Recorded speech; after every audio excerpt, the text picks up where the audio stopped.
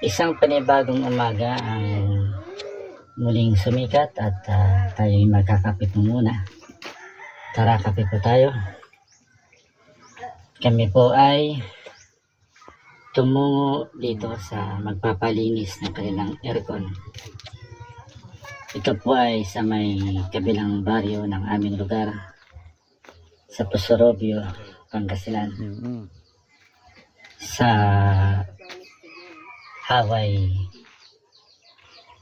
Pusorobio. Ito nga po yung bahay ng upload ko di YouTube. aming paglilinisan at ito po yung mga may-ari. Ang lilinisin po namin ay outdoor. Yun pong unang nakita kanina sa video at ito na nga po ako.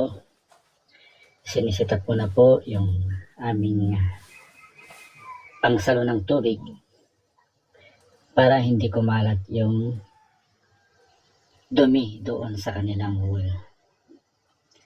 At medyo pinag-iisipan ko po kung paano ilagay yung pangsalo ng tubig niya. At stay tuned lang po kayo para magkaroon kayo ng kaunting idea kung paano linisin ang aircon. At dito nga po ay ini-sprayan ko na po yung sa may outdoor. Hindi ko na po na-videohan yung kabuuan ng pagbabaklas kasi hindi ko naman po kasi ma-video ng sarili ko yung ginagawa ko, kaya nakiusap na lang po ako dun sa aking kasama. At masusi po natin nililinis yung aircon.